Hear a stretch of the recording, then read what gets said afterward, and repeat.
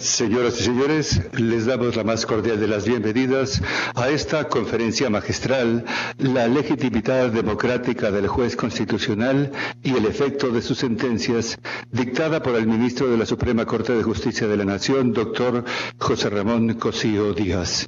Nos acompañan presidiendo este acto el maestro Alfonso Partida Caballero, consejero de la Judicatura del Estado de Jalisco.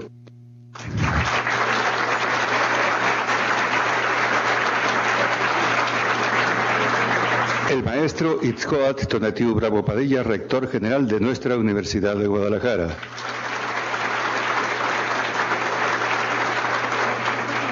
Y nuestro conferencista magistral, el ministro de la Suprema Corte de Justicia de la Nación, doctor José Ramón Cosío Díaz.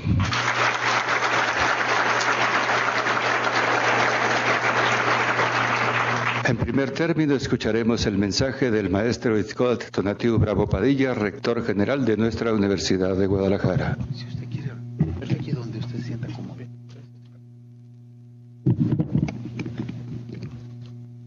Muy buenas tardes tengan todos ustedes. Para fortuna del auditorio, como ando afónico, voy a hablar muy breve. Entonces, esa es la primera buena noticia.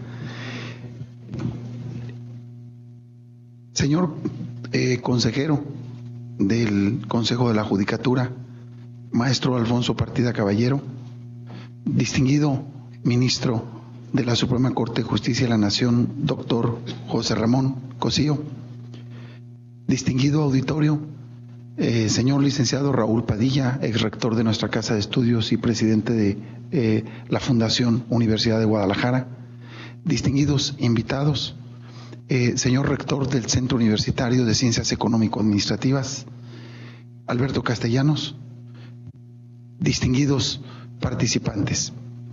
Como rector general de la Universidad de Guadalajara, es un gusto saludar y expresar la más cordial bienvenida al doctor Ramón Cosío Díaz, ministro de la Suprema Corte de Justicia de la Nación, a nuestra Casa de Estudio, quien sustentará la conferencia magistral la legitimidad democrática del juez constitucional y el efecto de sus sentencias. Es para nosotros un honor recibirlo y tener la oportunidad de escuchar y aprender de sus conocimientos y experiencias. En torno al tema que hoy nos convoca, desde hace varios años, se ha vuelto motivo de debate el hecho de que el Poder Judicial invalide leyes o decisiones emanadas de otros poderes constitucionales que han sido electos democráticamente, como bien lo son el Congreso de la Unión y los congresos locales, y quienes son los proponentes de las iniciativas, en muchos de los casos los poderes ejecutivos también electos democráticamente.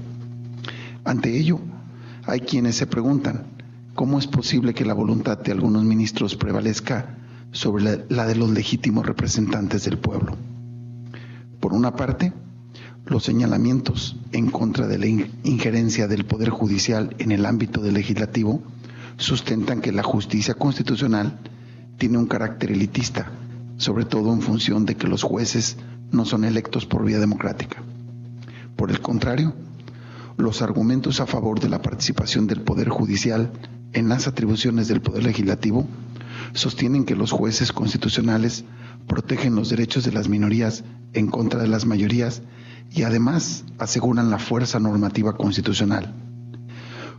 Por otro lado, la intervención del Poder Judicial en un régimen democrático forma parte del equilibrio de poderes y de pesos y contrapesos, de manera tal que en gran medida ese es un rol que en las sociedades democráticas avanzadas indiscutiblemente tiene el Poder Judicial.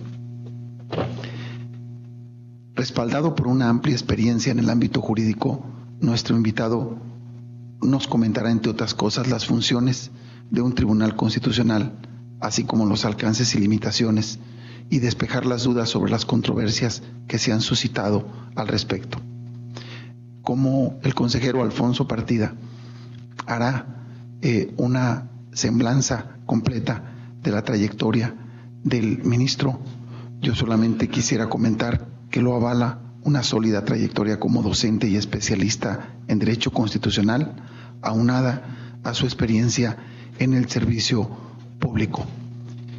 Decir que él está reconocido como investigador nacional en el nivel 3, y también señalar que como ministro de la Suprema Corte sus posiciones se han caracterizado por ser avanzadas en materia de derechos humanos de tercera generación.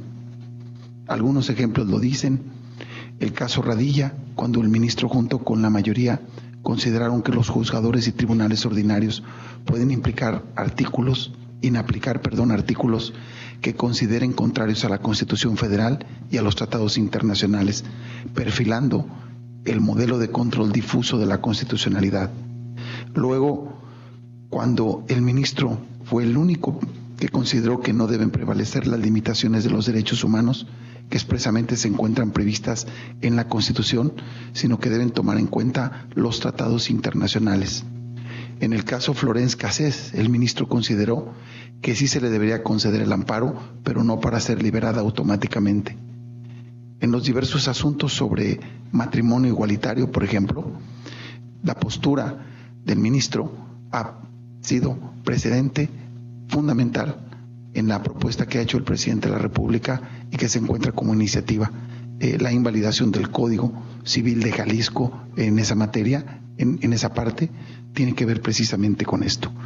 En el tema del uso lúdico de la marihuana, igualmente su postura ha sido una posición que ha podido abrir los cauces de una discusión mucho más profunda sobre todos los aspectos. El tema de la inhabilitación de militares por VIH, la interrupción legal del embarazo, el consentimiento informado en casos de negligencia médica y preferencia maternal en la custodia son solo algunos otros elementos.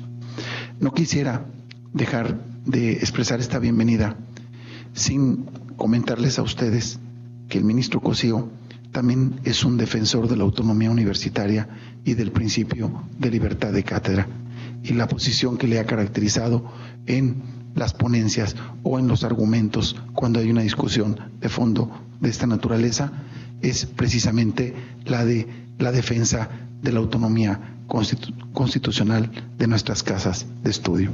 Estimado ministro, a nombre de la Universidad de Guadalajara, agradecemos su disposición e interés para ofrecernos sus conocimientos y sobre todo le estimamos mucho su presencia. Quedamos en deuda y de una vez lo invitamos porque su próxima conferencia tendrá que ser en el Paraninfo Enrique Díaz de León, una vez que le hagamos algunas restauraciones al mural. Así que, de nueva cuenta, bienvenido, y es su casa, la Universidad de Guadalajara.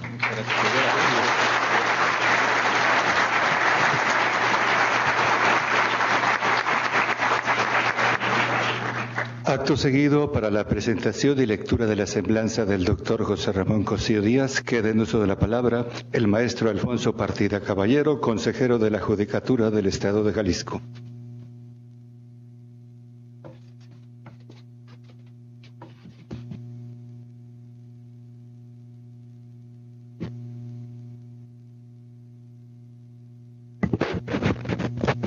Con su venia, señor rector, señores magistrados federales, magistrados de Jalisco, señores jueces, compañeros universitarios, diputados locales y federales, dirigentes magisteriales de aquí de la Universidad de Guadalajara, presidentes de la Comisión de Derechos Humanos, directores de área, jefes de departamento, licenciado Raúl Padilla, presidente de la Fundación de la Universidad de Guadalajara, me permito hacer la presentación del análisis de vida de nuestro invitado de honor. Y para tal efecto doy inicio. José Ramón Cosío Díaz nació en la Ciudad de México en 1960. Estudió la carrera de Derecho en la Universidad de Colima. Posteriormente, cursó la maestría en Derecho Constitucional y Ciencia Política en el Centro de Estudios Constitucionales de Madrid. Asimismo, se graduó como maestro en Derecho por la Universidad Nacional Autónoma de México. Finalmente, obtuvo el doctorado en la Facultad de Derecho de la Universidad Complutense de Madrid. En 1993 comenzó su trayectoria como profesor impartiendo clases en diversas instituciones académicas, especialmente en el Instituto Tecnológico Autónomo de México desde 1987, en donde además ocupó el cargo de jefe de Departamento de Derecho de 1995 a 2003. Su formación profesional se ha dividido entre la docencia, la investigación y el servicio público. Su principal vertiente de investigación es el derecho constitucional, aunque también ha realizado investigaciones en otras ramas del derecho. Ha dirigido tesis de licenciatura, maestría y doctorado. A la fecha ha impartido diversas pláticas, cursos, seminarios, ponencias y discursos en diversas universidades de México y del extranjero. Ha escrito 24 libros. Los más recientes llevan por título La Justicia Prometida, El Poder Judicial de la Federación de 1900 a 1910, Derecho y Ciencia y Bosquejos Constitucionales 2. Asimismo, ha coordinado 8 libros y compilaciones 5. Tiene diversos artículos publicados en libros colectivos, cuadernos académicos, revistas especializadas, revistas de divulgación y periódicos. Le han otorgado importantes premios y reconocimientos, entre los que destacan el Nacional de Investigación 1998. En el área de Ciencias Sociales, el Nacional de Ciencias y Artes 2009. En el campo de Historia, Ciencias Sociales y Filosofía, el Nacional de Comunicación José Pajés Yergo 2010, por su labor en los ámbitos de justicia y Estado de Derecho, y el Nacional Malinali 2011 para la promoción de las artes, los derechos humanos y la diversidad cultural. En virtud de su ejemplar trayectoria profesional como académico, abogado y ministro de la Suprema Corte de Justicia de la Nación, además de los doctorados honoris causa que le otorgaron la Universidad Autónoma de Nuevo León, la Universidad Autónoma Benito Juárez de Oaxaca y la Universidad de Colima. Es miembro de importantes instituciones académicas, científicas y profesionales como el Sistema Nacional de Investigadores, como investigador nacional nivel 3, que ya lo comentaba el señor rector, la Academia Mexicana de Ciencias, el American Law Institute, la Barra Mexicana Colegio de Abogados, el Consejo Consultivo de las Ciencias, el Patronato del Instituto Nacional de Medicina Genómica, la Academia Mexicana del Derecho Internacional, la Academia Nacional de Medicina, siendo el primer abogado en ingresar a la misma, el Colegio Nacional y el Fondo Patrimonial en beneficio del Colegio de México AC. Adicionalmente, es jurista distinguido residente del Centro de Derecho de la Universidad de Houston, así como integrante de consejos editoriales en revistas especializadas, nacionales e internacionales. Actualmente se desempeña como ministro de la Suprema Corte de Justicia de la Nación y como profesor del Instituto Tecnológico Autónomo de México, además de ser coeditor de la sección Salud y Derecho de la Gaceta Médica de México y columnista en los periódicos El País y El Universal. Y sin más, les dejo con nuestro invitado de honor, el ministro doctor Ramón Cosío Díaz. Gracias.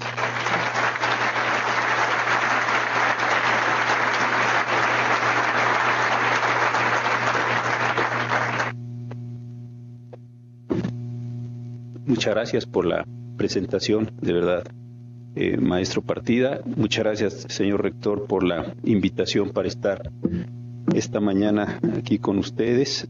Saludo a las autoridades del Estado de Jalisco, también al Liceo Raúl Padilla, en su carácter de presidente de la fundación de esta muy importante universidad, también a las autoridades universitarias, a mis compañeros del Poder Judicial de la Federación que se tomaron el tiempo de venir, también mis compañeros del Poder Judicial del Estado de Jalisco. Cuando me asignaron el tema de esta charla, me pidieron que hablara en torno a la legitimación de la Suprema Corte de Justicia y a la legitimación que estamos teniendo o que debiéramos tener cuando dictamos nuestras decisiones. Y yo creo que de verdad este es un problema importante, es un problema que en el tiempo presente se ha ido haciendo cada vez más relevante por la relevancia que ha tenido la Suprema Corte en los últimos años en la construcción, me parece, de muchos temas, la sociedad democrática, el tema de los derechos humanos, de forma tal que sí es importante preguntarnos de dónde proviene esta legitimidad de la Suprema Corte y por dónde es que ha sido esta legitimidad cuestionada. En los Estados Unidos, a comienzos de los años 60, un profesor de la Universidad de Yale, Alexander Bickel, publicó un libro tomando una frase de los padres fundadores y se preguntaba si efectivamente la Suprema Corte de los Estados Unidos era el brazo menos dañino de los tres en los que el constituyente de Filadelfia decidió dividir el poder. Y lo que Bickel decía es que efectivamente había un problema en la legitimidad democrática de la Suprema Corte de los Estados Unidos porque actuaba de manera contramayoritaria, es decir, no tenía un fundamento democrático, como lo expresaba muy bien el señor rector, y eso estaba generando en aquellos momentos una gran dificultad, porque recordemos que ese libro se escribió en los tiempos de la Corte Warren, cuando se estuvieron llevando a cabo una gran modificación al tema de los derechos en los propios Estados Unidos. El fin de la segregación entre negros y blancos, la idea de un hombre, un voto, y algunos otros elementos que estaban construyéndose por la Suprema Corte de Justicia. Entonces, el problema parte de esa pregunta: ¿por qué los ministros, en ese caso los justices de los Estados Unidos, tienen la capacidad de echar abajo, de invalidar las normas que han sido aprobadas por órganos democráticos, que han sido establecidas por las cámaras legislativas de las entidades federativas de la Unión Americana o del propio Congreso Federal? Y este entonces fue el problema central. La solución que se ha dado con el tiempo es que es verdad que los jueces en una parte muy importante del mundo no son o no somos electos democráticamente, pero cumplimos otro tipo de funciones que necesariamente nos desvían de nuestros orígenes democráticos. Este es un primer problema al que me voy a referir en un momento. En segundo lugar, hay una discusión un poco más sofisticada en el sentido si el actuar de los ministros de la Suprema Corte debe estar empatado, conectado, relacionado con la democracia, y cuál es esa legitimidad, un segundo problema. Y el tercero es cuál es la legitimidad, ya no de la designación, ya no de la actuación, sino de los resultados que tenemos nosotros cuando a través de nuestras sentencias, el señor rector también comentaba algunos casos importantes, lo que la Corte logró en la apertura de la discusión sobre la marihuana, lo voy a usar así de general, o sobre el tema del matrimonio de personas del mismo sexo a través de nuestras designaciones. Entonces, creo que son tres cosas que hay que diferenciar cuando hablamos de la legitimidad de los jueces constitucionales. ¿Quién nos designa y por qué se nos designa de esta forma? ¿Cuáles son las condiciones de nuestro actuar, desde luego en clave de la legitimación? ¿Y cuáles son los resultados y cómo legitimamos nosotros los resultados? Creo que son, insisto, tres problemas diferenciados. El primer problema, el de la legitimidad en la designación, es que nosotros en México, como saben ustedes, en la Constitución 57 tuvimos un sistema electoral de segundo grado para la designación de los ministros de la Suprema Corte de Justicia. Cuando Justo Sierra critica la Constitución de 57 y la forma en la que se designan a los ministros, pues parecía que efectivamente aquello había sido un complejo sistema de designaciones donde el presidente Díaz prácticamente controlaba la totalidad de las designaciones, pero cuando don Daniel Cosío Villegas, muchos años después, escribe la Constitución de 57, sus críticos, demuestra que una parte muy importante de quienes fueron designados ministros de la Suprema Corte eran personas con capacidades técnicas, con un muy buen conocimiento del derecho, y prácticamente todos eran abogados. ¿Esto por qué es interesante? Porque tampoco es que en los tiempos en que los ministros eran designados democráticamente, aquello fuera un órgano de personas incompetentes o un órgano inadecuado. que actuaba dentro de la lógica general del porfiriato, ese es un problema, pero que los ministros no hubieran podido ser adecuadamente designados, eso es un problema distinto. En la Constitución de 57 se tomó una decisión que se ha mantenido durante todo el tiempo con algunas variantes, en el sentido, todos lo saben, el presidente de la República propone el nombramiento durante muchos años a una sola persona, ahora en una terna, y este es el modo en el cual el Senado de la República, siguiendo también el esquema de los Estados Unidos, elige a la persona que le ha sido propuesta por el presidente para que cumpla el cargo. ¿Por qué razón se ha ido abandonando en una parte muy importante del mundo la idea de que los jueces, al menos de las Cortes Supremas, deben ser electos? La idea básicamente es que se busca personas que tengan competencias técnicas más que una cercanía democrática con el pueblo, o que tenga una vinculación con partidos políticos, o que tenga una relación, digámoslo de esta forma, con los distintos componentes políticos. Se trata de otorgarle a dos órganos del Estado preconstituidos por vía democrática, el presidente de la República y el Senado, u otro tipo de órganos que jueguen de manera similar en el mundo, para que ellos identifiquen a las personas que crean que tienen competencias técnicas, que saben manejar una racionalidad jurídica, que tienen ciertas características de experiencia, de formación, etcétera, para que estas personas ocupen este tipo de órganos. Y este me parece que es un primer momento y un primer elemento central. En segundo lugar, ¿por qué también esta forma de designación no se ve cuestionada con el tema de la legitimación democrática? Porque cuando se nace, el Estado más moderno, hay Estado moderno y Estado, lo voy a decir así, más moderno, el que viene después de la Ilustración, de la formación del constitucionalismo francés, del constitucionalismo estadounidense, la idea inicial, bastante rusoniana, de que la totalidad de la voluntad estaba contenida en el legislador, que uno prácticamente enajenaba su voluntad en la voluntad de todos, en la voluntad general, y que esa voluntad general no se podía equivocar porque precisamente nos representaba a todos, es una idea que, como sabemos, se comienza a cuestionar desde finales del siglo XIX y que entra francamente en una crisis en la primera mitad del siglo XX. ¿Por qué razón? Porque bajo esa lógica la mayoría podía hacer prácticamente lo que quisiera. Al momento en que en la representación rusoniana yo había enajenado mi voluntad a la voluntad general, y esa voluntad general se actualizaba por los órganos legislativos prácticamente podrían disponer de todo el funcionamiento, de todo el entendimiento, de toda la construcción social y desde luego la construcción jurídica.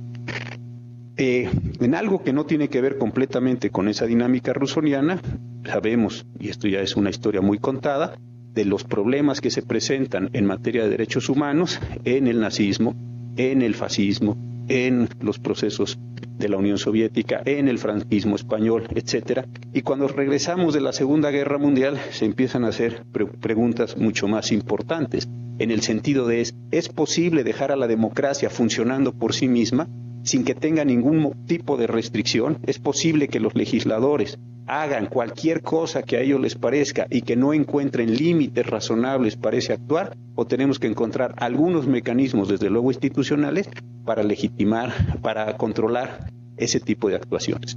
La primera gran cuestión es, que se vaya a una elección subsiguiente, y cuando se vaya a esa elección subsiguiente, que esos que tuvieron el poder y que generaron determinado tipo de conductas equivocadas no lo vuelvan a tener, simplemente los castigamos en los procesos democráticos periódicamente, y esto parecía una solución que se fue construyendo. Después de lo que pasa en estas experiencias que hace un momento mencioné, la idea es, eso no es suficiente, tenemos que encontrar un modelo en el cual estemos controlando a estas instituciones. Y ahí viene un renacimiento o un nacimiento, si lo quieren ver desde otra perspectiva, de los tribunales constitucionales. Es cuando hay una enorme influencia de algunas corrientes, no es el caso señaladas ahora, para el efecto de que se generen límites a esa actuación de los propios órganos democráticos. Y lo que se hace es encomendarle el mantenimiento de la Constitución, la interpretación de la Constitución, la aplicación de la Constitución y, lo que es muy importante para nosotros los abogados,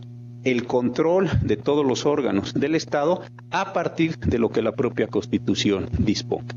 Consecuentemente, sí es verdad lo que decía Bickel, nosotros los tribunales constitucionales nacemos de origen con un pecadillo de legitimación democrática, pero precisamente estamos puestos ahí para tratar de salvaguardar el funcionamiento mismo de la democracia, no entendida en un sentido instrumental puramente de depósito de voto, cuenta de votos y determinación de ganadores, sino el mantenimiento de todas aquellas libertades, de todos aquellos derechos que son necesarios para que esa democracia se constituya, como la libertad de expresión, tránsito, reunión, asociación, etcétera. Y esta es la parte que se nos encomienda precisamente para tratar de mantener a la democracia en su integridad.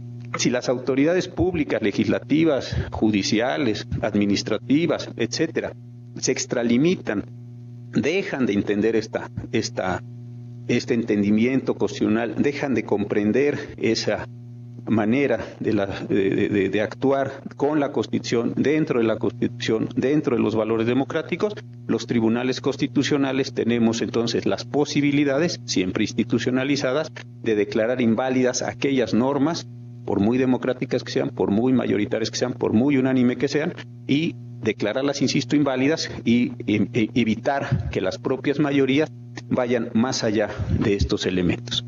Creo entonces que el problema de la legitimación de la Suprema Corte y de sus integrantes en este país o de órganos similares en otro del mundo, al final de cuentas ha quedado, voy a usar esta expresión, internalizado en el propio funcionamiento de la democracia. ¿Sí? Los tribunales constitucionales y la Suprema Corte del país no jugamos en contra de la democracia, lo que jugamos es en contra de las mayorías que en un determinado momento, o de las autoridades que en un determinado momento hayan ido más allá de lo que se presenta como problema constitucional.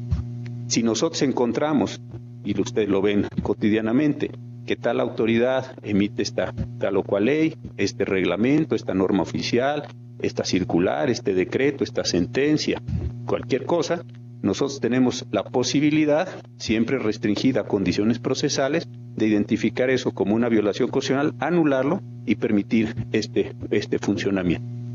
Pero esto genera un problema, me parece que aún más complicado que el de la legitimación democrática en la designación, que es el de cómo nos legitimamos en nuestro actuar. Y este me parece que es el problema más complejo que estamos enfrentando en este momento. ¿Por qué? Porque con toda razón preguntarán ustedes, pero efectivamente estos 11 personas que existen en México, 12 en España, 9 en Estados Unidos, etcétera, ¿por qué ellos tienen esta posibilidad de sustituirse, de actuar frente a estas determinaciones que se toman efectivamente los representantes electos democráticamente del pueblo y determinar que esa decisión, por mayoritaria que sea, por legítima que sea por la vía política y por la vía legislativa, es contraria a un precepto de la Constitución y consecuentemente la vamos a analizar? Y yo creo que esta es la discusión hoy en día que tenemos en mayor importancia en el país. ¿Qué hace que nosotros 11 somos transitorios? Unos entran, otros se van, en fin, no es una cuestión de permanencia. ¿Qué hace que nosotros 11, o insisto, otros colegas en otros tribunales, tengamos esta fuerza institucional para anular estas disposiciones? Y este me parece que es un segundo problema bien interesante y bien complejo, es la legitimación de nuestro actuar. ¿Cómo tenemos que actuar nosotros a fin de resultar un órgano creíble, un órgano que pueda mantener efectivamente esta tensión, que no la reviente, esta tensión entre lo que se decide democráticamente y entre lo que nosotros estamos haciendo? Y yo sé que hay una gran cantidad de temas que son altamente polémicos en esta sociedad, en los cuales la Suprema Corte participa, y con respeto total a la opinión de cada uno de ustedes, pero llega un día una controversia o un amparo, una acción de inconstitucionalidad sobre el tema de la interrupción del embarazo en tales o cuales plazos o bajo tales o cuales supuestos. Llega otro día un tema sobre la posibilidad de que dos personas del mismo sexo contraigan matrimonio, no solo una unión, matrimonio, y después llega la pregunta si ese matrimonio de personas del mismo sexo puede o no adoptar niños o puede tener niños, una de las dos contrayentes, digamos, en el caso donde fueren mujeres las que están constituyéndose matrimonio, en fin, empiezan a llegar temas de la mayor importancia. Estos son de carácter social. Pero nos llegan también, y lo decía el señor rector, los temas sobre cuáles son los límites de la autonomía universitaria. Después nos llegan temas delicados sobre cómo asignar las patrias potestades o las custodias sobre los niños, y así o cómo nosotros podemos regular las condiciones de las candidaturas independientes, tema que hemos tenido, o en el ciclo que estamos viviendo ahora, qué debemos hacer contra las acusaciones de tortura, en qué medida podemos permitir que las Fuerzas Armadas de nuestro país estén desplegadas en el territorio nacional. Es decir, lo que observamos en la Suprema Corte, en la agenda cotidiana de la Suprema Corte, es prácticamente todos los problemas que se están dando en el país, que tienen algunos influencia externa, otros se vienen construyendo desde hace muchos años, algunos tienen una gravedad extraordinaria, se lastiman muchas personas, etcétera, y eso es lo que se nos pide que resolvamos. Entonces, 11 personas que nos sentamos ahí en las sesiones que ustedes pueden ver en el canal judicial. Yo siempre digo, si no tiene nada mejor que hacer, ¿verdad? Porque luego somos muy aburridillos, pero si no tiene nada mejor que hacer y ven una tarde de estas, una de esas sesiones, observarán ustedes que estos temas a los que estoy refiriéndome llegan allá. Muy bien. ¿Cómo legitimamos nuestro actuar? Yo creo que esta es la pregunta segunda que quiero formular y compartir con ustedes. Ya insisto, no estamos legitimados en esa forma democrática por un voto público, al menos directo. Perfecto. Tenemos una gran cantidad de problemas. Tenemos una enorme presión social para resolver con cierta velocidad, dentro de ciertos plazos. Los temas me parecen más acuciantes que tiene esta sociedad moderna, la sociedad que nos tocó vivir o los tiempos que nos tocaron vivir. ¿Y cómo hacemos? ¿Cómo hacemos para legitimar? Bueno, yo creo que aquí hay varias cosas. En primer lugar, y esto creo que es un asunto de la mayor importancia, la Corte no se formula a sí mismo sus casos. Y este es un asunto que me parece central. A mí me parecería peligrosísimo que la Corte se hiciera preguntas y la Corte se respondiera a preguntas. Esto prácticamente sí sería jugarle a un semidios, donde yo me pregunto, yo me contesto, yo resuelvo lo que crea que es conveniente para ustedes. Creo que esto sí, aquí hay un problema peligrosísimo. Entonces, en primer lugar, no nos hacemos preguntas. Recibimos casos y controversias, como dice la Constitución, y sobre esos casos que nos traen las partes, nosotros vamos construyendo nuestra agenda. El segundo tema es que nosotros conocemos de esos casos en condiciones institucionalizadas. No es bueno, como este asunto es importante y ya llegó, violemos todas las reglas del procedimiento, digamos lo que nos parezca, abramos las posibilidades de decisión y decidamos. Se construye esto en una litis, y esa litis tiene pues características particulares. Hay un actor, hay un demandado, se va construyendo, hay un sistema de pruebas, etcétera. Llegan a plantearse los argumentos en ese segundo sentido.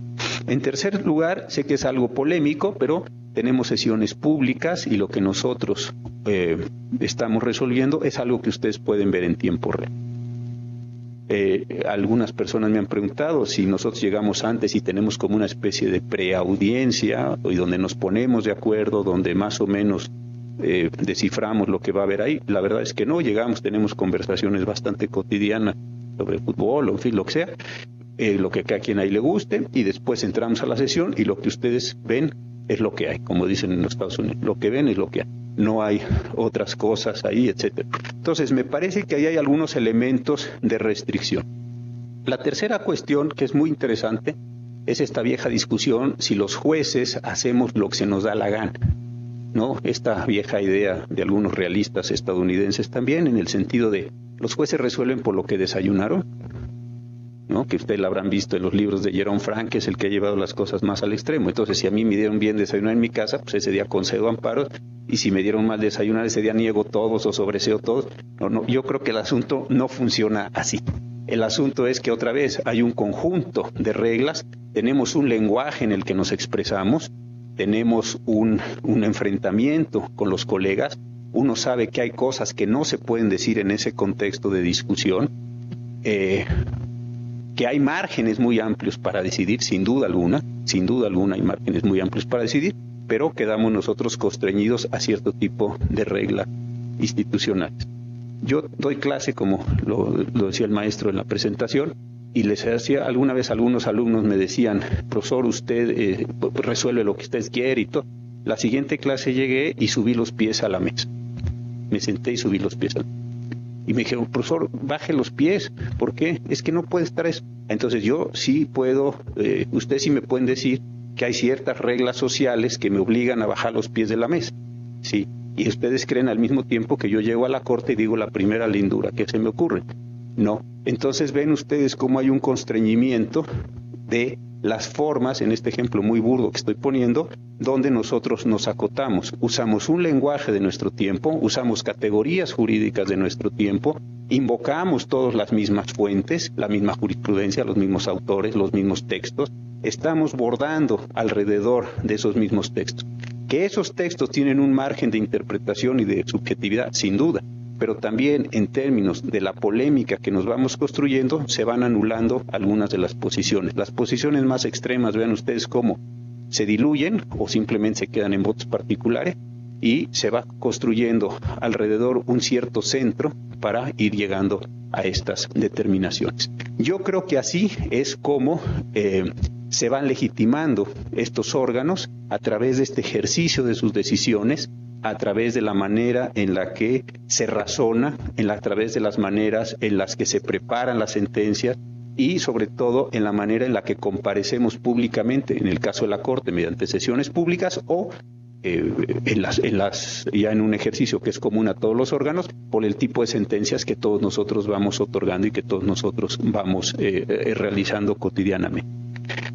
No tengo mucho más que decir sobre la legitimación en el actuar. Yo sé que muchos de ustedes van a decir, quedan márgenes muy grandes de interpretación. Basta ver la televisión otra vez de la Suprema Corte para darse cuenta que sobre un problema podemos estar los 11 teniendo posiciones diferenciadas sobre si una coma debe tener un sentido así o asado, si cierta palabra, si debemos tener una interpretación histórica sobre ella, una interpretación literal, en fin, cualquiera de estas condiciones. Sé que hay esos márgenes, pero la forma que al final de cuentas me parece que genera una legitimación es precisamente en el modo de la actuación bajo ciertas reglas institucionales generalmente aceptadas. Yo sé que hay cuestionamientos importantes a la Corte, muchos de ellos con razón, pero en estas reglas institucionalizadas es más o menos como legitimamos nuestro actuar. Y una parte muy importante, que aquí sí tiene un aspecto crítico, es que en muchas ocasiones en las sentencias que emitimos no somos capaces de expresar la totalidad de los argumentos que nos están llevando a una conclusión y a un razonamiento. Y eso sí hay que decirlo, a veces son sentencias muy largas, muy farragosas, con una redacción regular, y esto a veces hace que nosotros mismos, que las partes que nos están leyendo, que los académicos que debieran estarnos analizando y criticando, no encuentren como una gran claridad. Yo creo que ahí sí tenemos un punto a mejorar, lo voy a poner en positivo, un punto a mejorar en el términos de la actuación que estamos realizando. ¿Por qué? Porque en la acumulación de los casos ustedes pueden observar, ustedes pueden medir, ustedes pueden interesarse por lo que está haciendo la Corte ya en una trayectoria, pero ojo, siempre que esto sea como parte o que tenga como componente la calidad de las decisiones que estamos tomando. Yo creo que este es un aspecto sí a mejorar. Y hay un tercer aspecto que tiene que ver con la legitimación de la Suprema Corte, y me parece que es en el de los resultados. ¿Qué producen las decisiones de la Suprema Corte de Justicia? Producen cosas buenas, producen bienes, voy a usar esta expresión así en lo sentido más general posible, producen bienes sociales o están produciendo males sociales, están produciendo resultados inadecuados, y yo creo que aquí está una parte importante. ¿Por qué quiero hacer este corte? Yo creo que hoy en día en la Ciudad de México, en la Ciudad de México y en el país en general, no tenemos un cuestionamiento hacia la legitimación del sistema de designaciones. Le puede gustar a alguien más la designación del ministro A o del ministro B, eso me queda claro, pero así decir, el sistema general de designaciones de los ministros de la Suprema Corte está mal. Yo no he escuchado una gran cantidad de críticas, ni siquiera muchas críticas. Han aparecido de momento algunas ideas, pero esto creo que no es el problema general. Segundo, tampoco veo una crítica generalizada hacia el modo en que actuamos cotidianamente. Tampoco es que vea que diga, la Suprema Corte está altamente cuestionada porque no se expresa con claridad, o es una corte confusa, o los ministros son corruptos, o tienen una serie de prácticas ahí. Yo no veo que pudiera existir esa cuestión, o están completamente subordinados al poder público. Es decir, no creo que sea ese el problema. Yo creo que donde tenemos un problema más interesante es en la legitimidad de los resultados. ¿Qué es lo que estamos haciendo al decidir y qué tipo de cosas se están produciendo? Y aquí sí vienen los casos que se mencionaron hace un rato, de matrimonio de personas del mismo sexo, los casos de aborto, los casos de tortura, los casos de las Fuerzas Armadas, el manejo que hacemos y cómo intervenimos en la determinación de los impuestos, cómo estamos reconstruyendo el federalismo, o en un tema que últimamente ha adquirido mucha importancia, cómo estamos ordenando el debido proceso, ¿no? En toda la parte, sobre todo, que tiene que ver con la materia penal. Aquí sí creo que hay un asunto interesante de legitimación en cuanto a lo que la Corte produce es cuestionado por algunos miembros de la sociedad. Y me parece que es la parte más interesante en el tiempo presente. Yo creo que la parte institucional que me refería antes está relativamente bien ordenada, pero sí creo que por la cantidad de cosas que llegan a la Corte, por la complejidad de cosas que llegan a la Corte, por las diferencias sociales tan grandes que hay en este país, y los distintos modos de apreciación de los problemas, frente a una sentencia o un conjunto de sentencias de la Corte que tratan de objetivar estas muchas subjetividades que se están construyendo, muchos intereses, muchos cambios, etcétera, creo que ahí sí hay un punto bien interesante respecto a lo que estamos haciendo. Y ahí sí la pregunta es muy compleja. ¿Cómo se legitima la Corte? La Corte tiene que ser consecuente con una sociedad, tiene que observar las estadísticas o ver encuestas para medir su popularidad. La Corte tiene que tratar de ir acompañando a la sociedad, o la Corte tiene que ordenar cierto tipo de cosas. Y creo que este es el asunto, insisto, más importante que estamos viviendo. Y para esto no tengo una respuesta general, más que una posición prácticamente personal. Yo creo, y esto lo he dicho cuando los jueces y magistrados van a la Suprema Corte a tomar posesión, que a nosotros se nos ha dado un mandato de maximizar la Constitución.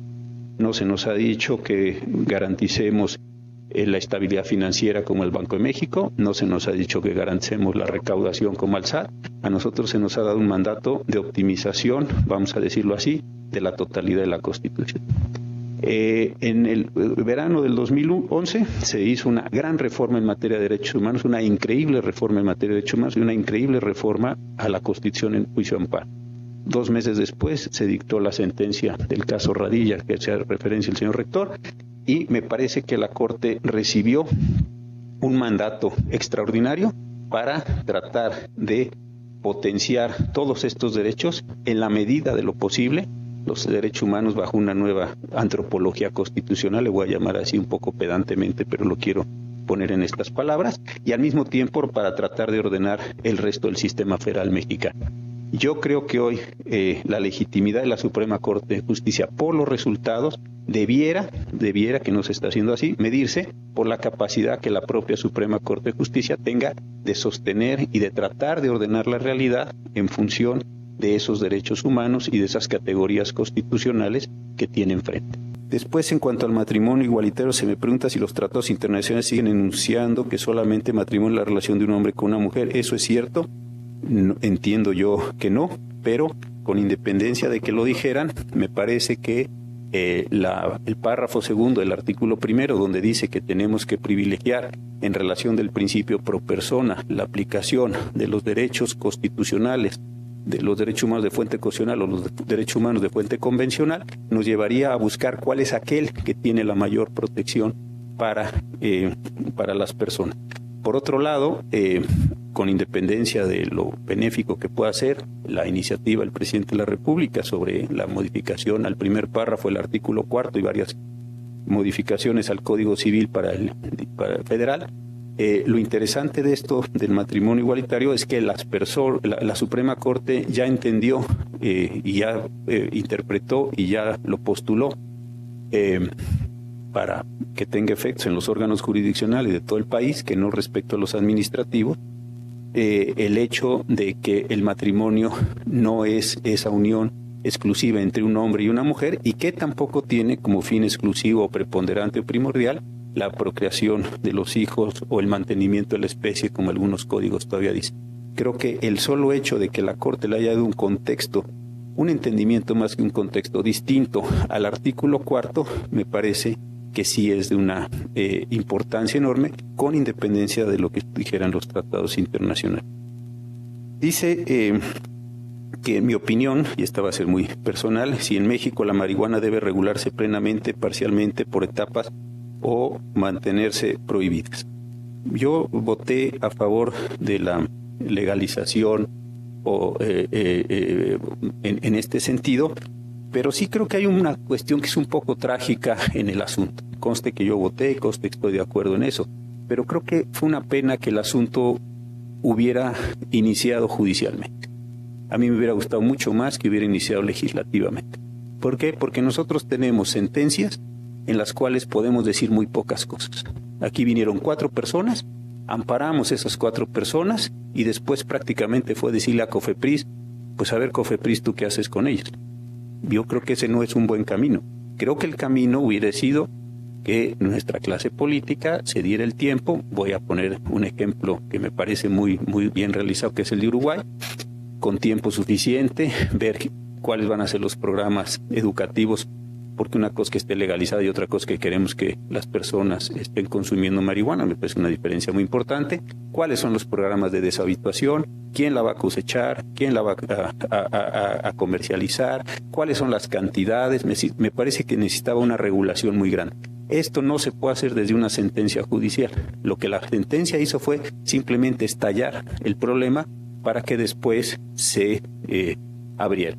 Y algo que a mí me parece peligroso de la iniciativa que se está presentando es que se aumentó la cantidad a 28 gramos. Pero la pregunta sigue siendo bastante obvia, ¿y de dónde consigo 28 gramos? En el Oxxo o en el 7-Eleven, en fin, ¿no? Como dijo el señor Trump, en el 7-Eleven, ¿o dónde la consigo? Ese me parece que es un problema súper complicado. Entonces simplemente si subamos, bueno, pues subamos. Y si quieren 1 kilo, pues también 1 kilo. Pero el tema es de dónde, bajo qué condiciones, cómo se está educando a los chicos. Es decir, me parece que es un problema de una gran complejidad y eso fue lo malo y lo bueno, pues, porque estalló el problema, pero no nos alcanza la herramienta para hacer todo lo que se tiene que hacer, me parece, en este sentido. Después me preguntan que si a la unión de 2 personas del mismo sexo se le llama legítimamente matrimonio. Esta es una discusión muy importante. Yo lo he escuchado con mucho respeto. La Iglesia Católica se niega a darle esta denominación. No les preocupa tanto que tengan matrimonio personas o unión de personas del mismo sexo, sino que se le llame matrimonio. Entiendo por la raíz de matrimonio viene de matris, y matris es matriz, y solo eso puede acontecer en esta condición, pero creo que con independencia de esta posición, insisto que no tengo nada que decir respecto a ella, sí se ha ido construyendo, y así como se dice ahora en el imaginario colectivo, la idea de que esto va a ser un matrimonio y no solo, o no se quedará solo en una unión de personas del mismo sexo o cualquier otra denominación que se le esté dando. Creo que la iniciativa que se presentó, la forma en la que la Suprema Corte construyó sus decisiones, etcétera, sí va a tener el reconocimiento de matrimonio. Dice, ¿cuál es el mayor reto, concluida la reforma constitucional, para el Poder Judicial a partir del 18 de junio del 2016? Pues es una pregunta extraordinaria esta. A ver, yo creo que en el país, desde el junio del 2008 que se hizo la reforma judicial, me parece, desde mi impresión, que no se hizo mucho en el país. ¿Por qué? Porque se pensó que esto era tan grande que se iba a venir una contrarreforma o se iba a dar una ampliación del plazo y no iba a acontecer mucho. Yo creo que los poderes judiciales en general hemos estado trabajando para actualizarnos, para capacitar a nuestros jueces, para darles herramientas en los juicios orales, etc. Creo que esto ha estado en general bien. Donde no veo, francamente, muchos cambios y es una situación muy preocupante es en policías, es en ministerios públicos, en muchos casos, es en algunas defensorías públicas, en servicios periciales. Creo que pararse en una audiencia oral frente a un juez, hacer la acusación, sostener la defensa, solo ahí y en un tiempo real, es muchísimo más complicado de lo que se han imaginado las personas. La construcción del expediente en papel da tiempos, va permitiendo que se vayan agregando cosas, se van cerrando etapas y todo queda concentrado para que uno tome la decisión una vez que se ha agotado todo el proceso. Sin embargo, aquí, si no se puede sostener la acusación adecuadamente, si los testigos no resisten los interrogatorios, si los policías no mantuvieron bien las cadenas de custodia, etcétera, etcétera, lo que hemos ido aprendiendo todos, me parece que se va a generar un enorme problema. Y me parece que el asunto va a ser para el Poder Judicial en general muy complicado, porque bajo la idea de que al mismo tiempo que se modificó el procedimiento oral o el proceso oral, se generó una gran cantidad de derechos para los procesados, las víctimas, se puede generar una situación donde nosotros, por no haberse garantizado el debido proceso, estemos liberando personas. Y yo creo que al Poder Judicial nos puede venir una crítica muy fuerte, y ahí sí una pérdida de legitimidad. ¿Por qué? Porque van a decir, señores, son unos locos que sueltan a todo el mundo, a pesar de que tenemos nosotros la certeza de que esa persona cometió tal o tal cual delito. Y esto creo que sí en términos institucionales es peligroso. ¿Por qué? Porque nosotros tenemos esa presunción de inocencia, un estándar altísimo para que se tiene que satisfacer para someter a una persona a prisión, y cuando no se pueda satisfacer por el resto de los actores y nosotros simplemente hagamos la aplicación del derecho y la aplicación de esta garantía, pues yo no quiero ver cómo se va a poner esta condición en una sociedad que está profundamente lastimada y con toda razón, ¿eh? Entonces sí, me parece que ahí viene un momento de tensión porque no se han hecho los cambios en la totalidad de las instancias que se tendrían que hacer. Yo creo que ese es el reto más grande que vamos a tener nosotros como juzgadores federales en este sentido. Lo otro, pues no, se ha hecho un esfuerzo enorme, ya estamos por terminar las instalaciones, se ha capacitado, en fin, creo que ese no es el tema, sino es el de cómo vamos otra vez a mantener una legitimidad en los resultados en este mismo sentido.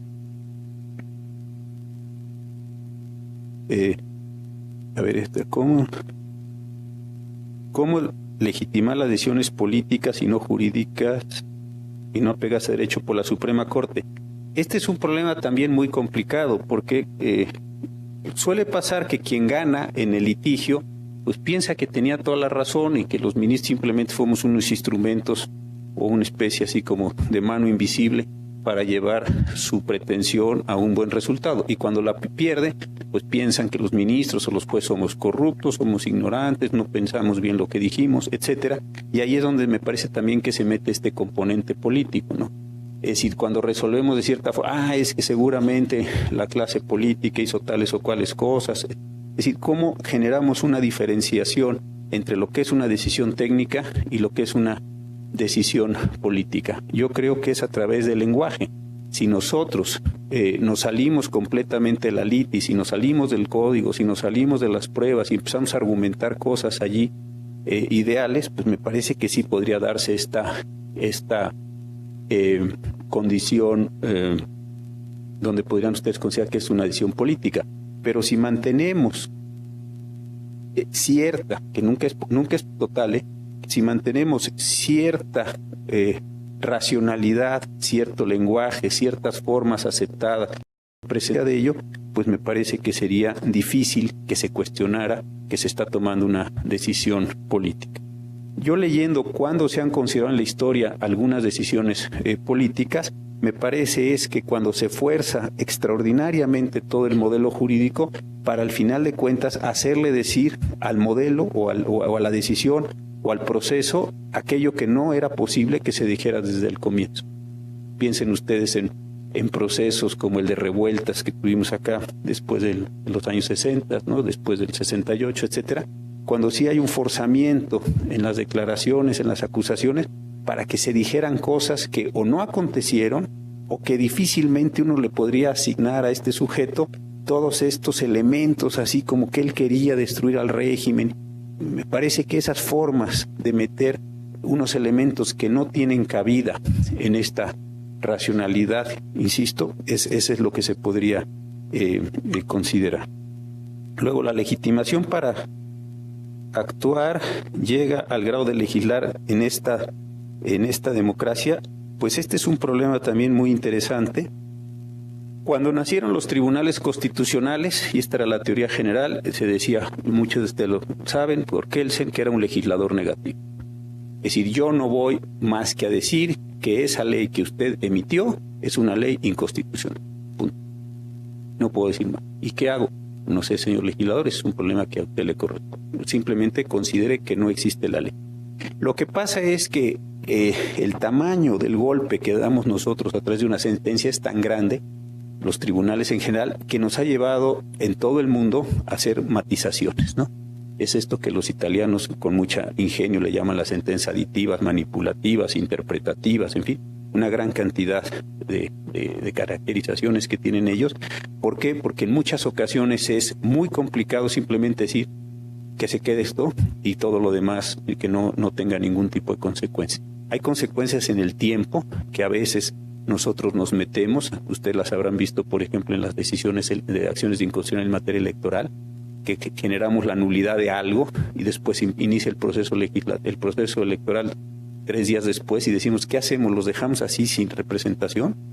No, pues no vamos a hacer una cosa tan tonta. Entonces lo que nos ponemos a hacer es a idear más o menos qué es lo que podemos hacer. Decir, bueno, en esta elección no tomen en cuenta nuestra sentencia, pero en cuanto termine, entonces sí tómenla en cuenta. En este caso, si hay detenidos con estas características, en este caso, si hay personas que se liberan. Es decir, tratamos en muchas ocasiones de ordenar el mundo. Y a veces esas decisiones sí llevan, y hay que decirlo con franqueza, un grado importante de legislación en el sentido de emisión de una norma general.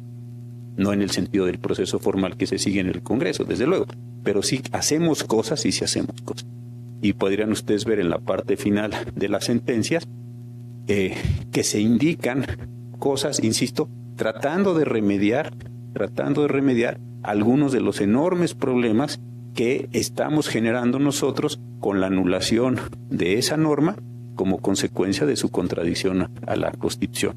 Y este es un terreno súper delicado, fino, peligroso, no porque nos estemos sustituyendo al legislador, sino estamos tratando de paliar. Alguno dirá, y con toda razón, bueno, y a veces no se cree que se les ha ido la mano y han llegado, a lo mejor sí, tampoco yo voy a decir, somos así impolutos y nunca hemos dicho, a lo mejor sí se nos ha ido la mano y hemos dicho cosas que le debieran corresponder al legislador. Y hay algunos ejemplos, por ejemplo, en la designación de los magistrados agrarios de hace varios años, donde a falta de procedimiento para la designación de los magistrados, nosotros dijimos, a ver, más o menos hagan esto y tomen en cuenta esto y quiten esto y revisen esto y con ese procedimiento designen a los magistrados. Sí lo hemos hecho. Otros se acordarán ustedes cuando el presidente Fox vetó el presupuesto de egresos, también nosotros, sin decir muy claramente, así abiertamente, pero sí dijimos cuál era más o menos el procedimiento de veto, haciendo unas analogías con lo que dispone el artículo 72 constitucional en cuanto a proceso legislativo. Entonces ahí también dijimos cómo tenía que ser más o menos la mecánica y eso también hay que decirlo con franqueza, pues sí tuvo esta cuestión.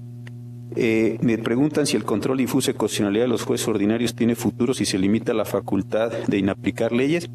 Yo creo que el tema de la inaplicación es un cambio generacional. Hoy los jueces más jóvenes en general en el país tienen 30 años y cuando estudiaron no vieron control difuso. Pero los jóvenes que están estudiando hoy y que ven control difuso, dentro de 5 o 10 años que sean jueces, les parecerá, me parece, un ejercicio mucho más común de inaplicación de lo que nos parece a nosotros, ¿no? Yo tengo muchos amigos muy queridos y muy competentes abogados de cierta edad y esto del control difuso les parece así una cosa muy extraña y creo que es un problema y un proceso generacional. Creo que de mantenerse estas cosas en 10, 15 años, hombre, tampoco es que vaya a ser esto un desorden y un desastre, pero creo que se van a ir introduciendo nuevas formas, nuevas técnicas, se refinará el control difuso y me parece que eso irá generando un orden más robusto. Después dice, ¿hasta qué punto las decisiones de la Suprema Corte obedece a la racionalidad de los principios de la ciencia económica, entre ellos la eficiencia y la optimización, que permitan su legitimación? Esto también está muy interesante. ¿Por qué? Porque nosotros no solemos usar un lenguaje económico. Si ustedes se fijan en las sentencias, no usamos, al que algunos lo podamos conocer, o lo conozcan algunos jueces, un lenguaje económico. No hablamos nosotros de optimizaciones, es decir, esto no suele estar presente en el lenguaje judicial. Y yo creo que sería muy extravagante usarlo así. Es decir, se va a declarar inconstitucional esta norma toda vez que esta norma no optimiza. Bueno, pues ustedes dirían, ya, este señor ya verdaderamente se volvió loco. A lo mejor decimos lo mismo, pero bajo un lenguaje judicial o bajo un lenguaje jurídico otras cosas. Eso sí hay que decirlo.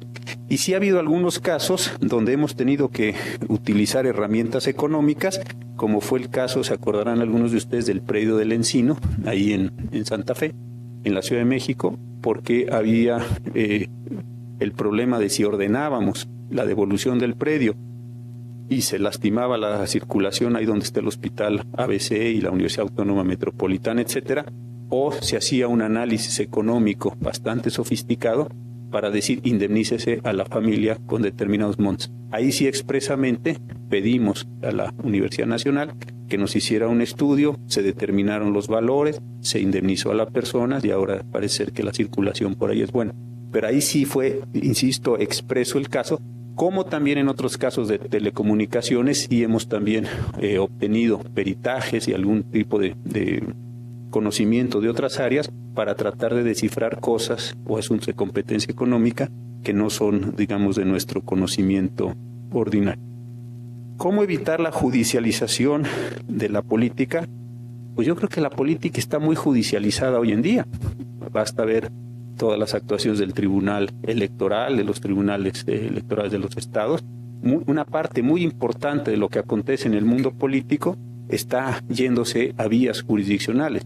Desde el proceso de autocalificación que tuvimos, donde el órgano se recomponía a partir mismo, hasta todos estos cambios que hemos tenido, yo creo que la política está muy judicializada.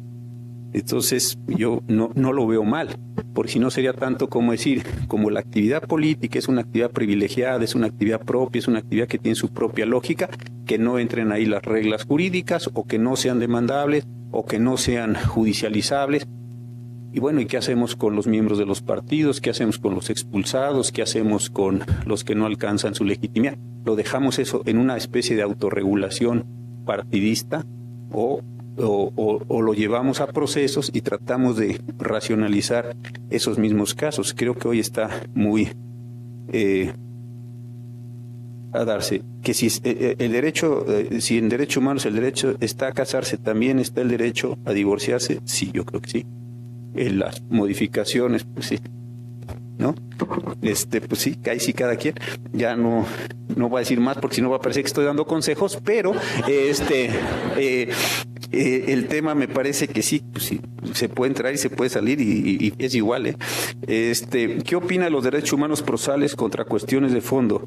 ¿Provocan ingobernabilidad? Pues yo creo, a ver si entiendo la pregunta, pues sí se tienen que mantener estos derechos. Entiendo lo que quiere decir. Si debemos privilegiar la parte procesal o debemos ir al fondo, pues ojalá fuéramos todos al fondo. No sé si han visto los datos de este ejercicio muy importante, ejercicio de justicia cotidiana. No entiendo bien cómo van a aterrizar eso, pero dice, deberá privilegiarse la resolución de fondo sobre las procesales. Eso como idea abstracta suena muy bien. Luego, llevarla a la práctica es muy difícil porque desequilibra uno enormemente la condición de las partes. Como esto nos lleva al fondo, entonces yo hago como que esta error procesal o esta carga procesal no satisfecha, etcétera, no existió, y entonces si entro al fondo tiene su problema. Deseable sería siempre entrar al fondo porque eso pacifica el conflicto, mejor que dejar una situación sin respuesta. Deseable sería, pero en muchas ocasiones, ya entendí esto generaría otros problemas. ustedes me dicen hasta cuándo, yo aquí, pero usted me dice tiempo y yo, porque son un montón, pero yo hasta que me diga el señor rector, yo aquí le doy. ¿Cómo determina la Suprema Corte el interés general para negar amparos a los ciudadanos? Bueno, en la nueva ley de amparo y en la nueva reforma constitucional hubo cosas que cambiaron, pero otras cosas no cambiaron, independientemente si es interés legítimo o interés jurídico, sigue teniendo que haber un interés.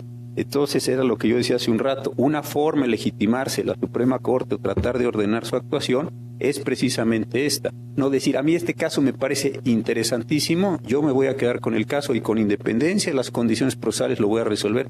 Yo creo que eso sí sería muy, muy peligroso en términos sociales, digo, porque acabamos nosotros jugando a ser pequeños dioses en este sentido. Si esas condiciones procesales no se satisfacen, con independencia de que el asunto pudiera ser muy relevante, yo creo que ahí sí hay que tener alguna mesura, insisto, porque suena muy bien, pero luego una corte profundamente activista es una corte que con sucesivas integraciones, con sucesivos cambios, etcétera, puede empezar a tener una actuación, pues la verdad, hasta irresponsable. Su postura respecto de que se acusa a la Suprema Corte de extralimitarse en sus funciones, legislar en las sentencias, yo he visto poco esto, la verdad, igual ustedes tienen otra información, pero yo he visto poco que nos acusen de que nos estamos extralimitando por legislar. Lo que sí nos pueden decir en ocasiones es que lo que estamos haciendo es aplicar con enorme rigor alguna parte de la acción de los derechos humanos. Hace algunos años tuvimos críticas también porque decían que le estábamos dando una posición privilegiada a los municipios respecto a los estados o la federación. Ahí sí hemos tenido. Pero así que digan, la Suprema Corte está legislando y se está yendo, yo realmente no lo veo así. El antecedente de Florán Casellas, en muchos criminales salgan porque lo más importante son los procedimientos. También, como lo decía el señor rector, yo creo que ese caso no tenía nada de extraordinario más la condición de la persona. Creo que lo que se debió haber hecho era decir que efectivamente se cometieron algunas violaciones a su condición, sobre todo por la falta de asistencia consular, y mandar a que se repusiera el procedimiento y que se dictaran las nuevas sentencias, etcétera, con base en las pruebas o sin tomar en cuenta las pruebas anuladas. Yo creo que esta es la forma ordinaria. Al final de cuentas, respecto de ella, se puede decir es culpable, es inocente con el resto del material probatorio, y esto me parece que ordenaba mucho las cosas.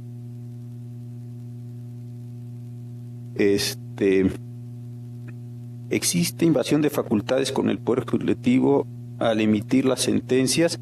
Yo creo que no. Yo creo que el Poder Legislativo lo que hace es lo siguiente. Toma una representación a su juicio, ya sé que es un órgano colectivo y lo estoy tratando como si fuera una persona con una psicología individual. Es más complejo, pero déjenme usar esta metáfora. Toma una representación de lo que el legislativo cree que es posible legislar en cualquier materia y legisla.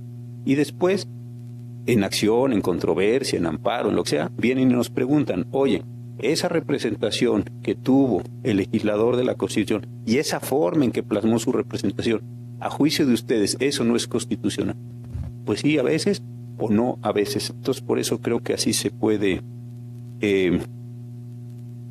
resolver. Luego también me pregunto si la legitimidad democrática, el juez la decide inmanente, le deviene por el órgano que le propone y el órgano que lo vota. Yo creo que no.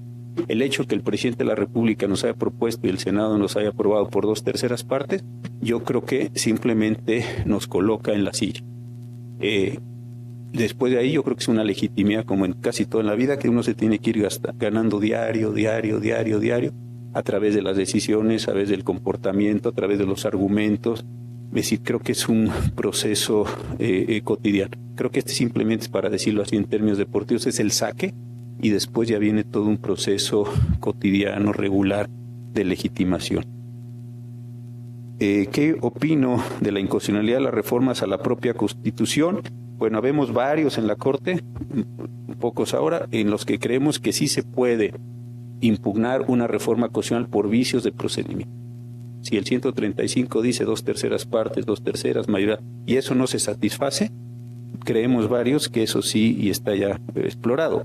Un problema mucho más complejo es el de si podemos nosotros decir la reforma al artículo tal es inconstitucional porque es contraria a otro precepto de la Constitución. Esto tiene el gravísimo problema de jerarquizar a la propia Constitución, normalmente bajo criterios muy subjetivos, y sí genera eso distorsión. Es como si lo más importante es la acción de la libertad de expresión. Pues todo lo que se oponga a la libertad de expresión dentro de la propia Constitución es inconstitucional.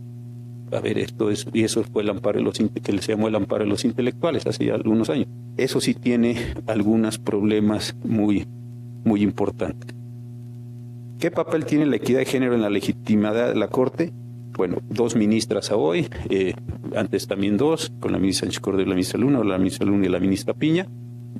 Eso yo creo que sí debía tener una mayor representación el género, pero sí me parece que fuera de eso hay una legitimación, porque muchas de las sentencias que se están dictando sí tienen y están tomando en cuenta lo que se llama hoy perspectiva de género, ¿no? Se han estado aplicando los protocolos y se han estado tomando algunas decisiones. Piénsenlo en divorcio, piénsenlo en feminicidios, piénsenlo en pensiones alimenticias, etcétera. Sí me parece que esa parte se ha estado dando. Hay otra sobre el control de convencionalidad que se parece mucho a la que había respondido, que si hay mecanismos para removernos, sí, el juicio político es lo único que pueden hacer con nosotros. Si nos llevan a juicio político, ya sabe, Cámara de Diputados, Cámara de Senadores, etcétera, nos remueven del cargo y nos inhabilitan. Salvo eso, no. Por supuesto, un delito sí, no, pero primero nos tendrían que remover la inmunidad procesal, luego procesarnos y removernos. Pero así como forma política de remoción, sí estamos sujetos todos nosotros a juicio político. Respecto a la democracia y legitimidad de la Corte, hubo turbulencias cuando los ministros se oponían. Sí, es parte del debate, somos 11, tenemos posiciones distintas, venimos de generaciones distintas, formaciones distintas, visiones distintas del mundo, y francamente sí tenemos esto. Pero en general vean cómo no hemos tenido graves desavenencias sí, pero graves desavenencias yo creo que no. Salimos de las sesiones y la verdad, yo supongo que todos los que trabajan en órganos colegiados tienen una perspectiva semejante a la que voy a decir. Una vez que abandona uno las sesiones, la verdad se va olvidando. ¿Por qué? Porque mañana hay otro asunto y aquel con el que se peleó el martes 1 es el mejor aliado para tratar de conseguir votos el martes. Entonces tampoco hay que agarrarlas personales y para siempre, porque pues ahí sí se van acomodando las votaciones, ¿no? Entonces vean en eso. Señor rector, ¿le seguimos o como usted diga? O si no se las contesto, órale, se las contesto, pues si no aquí van a tener y cada vez más esto. Oigan, muchísimas gracias, ha sido muy interesante y de verdad, señor rector, muchas gracias.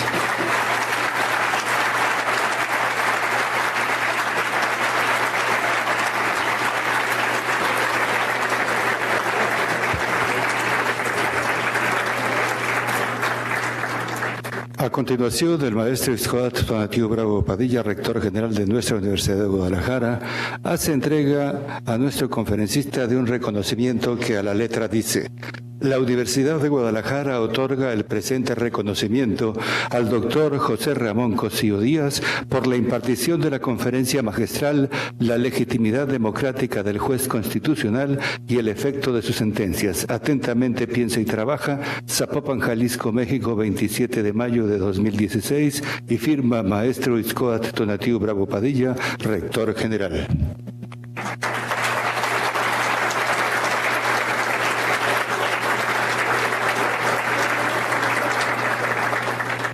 Únicamente nos resta agradecer muy cumplidamente al ministro de la Suprema Corte de Justicia de la Nación, doctor José Ramón Cosío Díaz, su participación en esta conferencia, y a todos ustedes por su presencia. Muchísimas gracias.